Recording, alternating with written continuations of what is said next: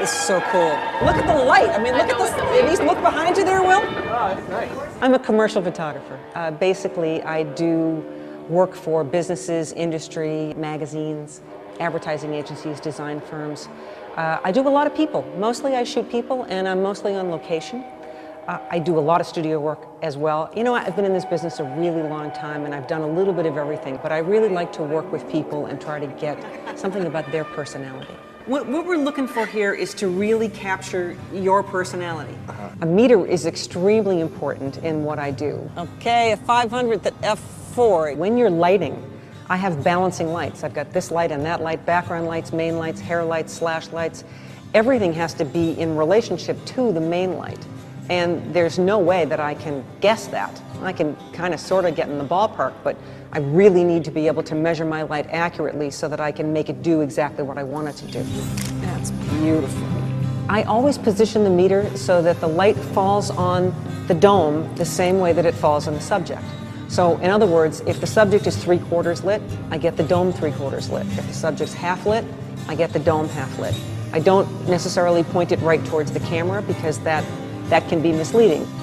I really try to be visually acute so that I am always aware exactly how the light is falling on the subject. And then I match that on the meter, and that I find is going to give me my most accurate reading. I really rely on my histograms in order to be able to give me a good overall exposure, but the histogram is not going to be able to tell me what the ratio is between my main light and my accessory lights. So the meter is what I use. I totally count on that to be able to get me exactly where I want it to be. It's where I need to have that kind of control to get the kind of precise lighting that I want to achieve. You are just glowing. The late afternoon light with that golden, warm glow that was coming through was just absolutely beautiful. I mean, it's the golden hour. Everybody knows the golden hour. It's so beautiful, especially on people, because you get that beautiful skin tone, and it was dramatic against the skyline. But then we turned around, and the sun was shining down over here, but in the background there was dark clouds. So that just adds to the drama of all this. Where you've got this nice warm glow, and then you've got this deep cool in the background. So then we found the Empire State Building that was also glowing in the late afternoon sun. So this is magic. I mean, this is the kind of stuff that you can't possibly plan for. You just find it, and then you really have to take advantage of it when you can. This is unbelievable! The pocket wizard inside the meters is brilliant. I don't know why nobody thought of it before, because it is such a great thing. It has made my life so much easier to be able to have that and not be on a sync cord or not be on non-cord and having my assistant fire it off. I can just hit it from wherever I am, and it works. Sekonic meters are without a doubt the best meter that's in the market. There's nobody else that's as efficient, has as many options, and is as well built and long lasting. There isn't any competition as far as I'm concerned. I gotta shoot this. This is like, it's too good. I mean, look at this, is like fantastic. My ISO is at 200. My white balance is on sun. I am shooting raw. That is so unbelievable. The shot that I'm doing today is really tricky because I'm going to have multiple lights. I have a main light and a slash light, maybe a background light as well, and I'm balancing that to the twilight and the city lights in the background. So the first thing is using the incident meter with the strobes to be able to get them in the right relationship. Okay, that's 563. Let's try that. Take it up. Then I have to take a reflective reading off of the sky to find out what shutter speed to use in order to be able to get all the light to be balanced there. To match to 5.6, that's now giving me 8. Whenever you're photographing something that is a light source, whether it's the twilight sky or whether it's a computer screen or anything like the scene at night, then you have to use a reflective meter in order to be able to find out how much light is coming out of your subject. And turn it this way. Keep going, keep going, keep going. Okay, you're good.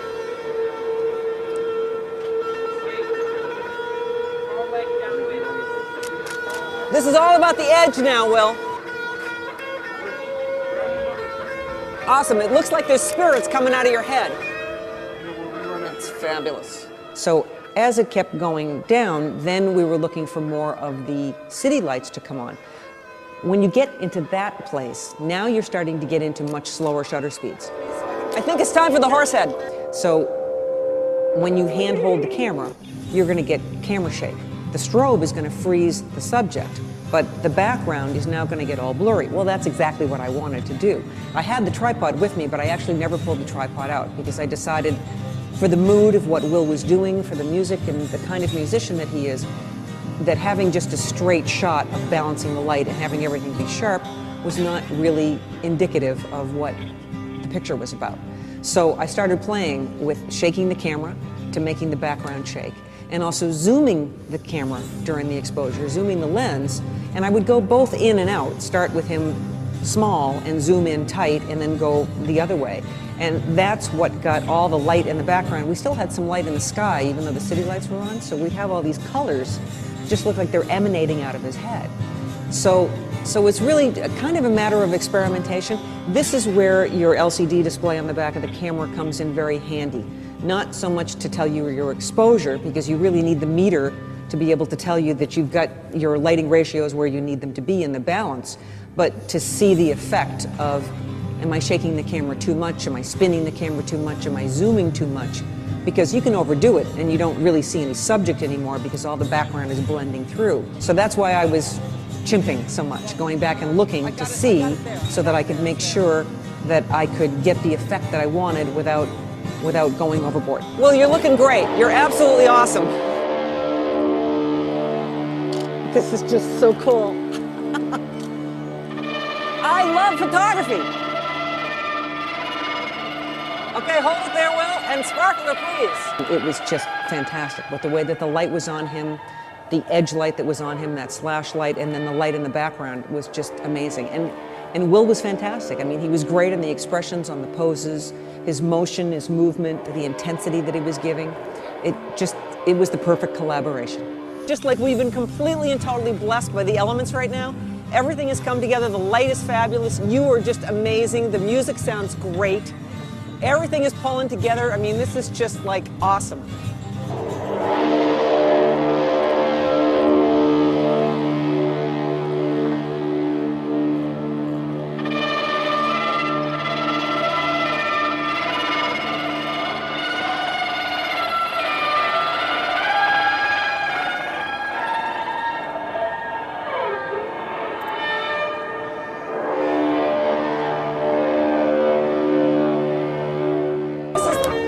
Absolute best photograph sessions I've ever done.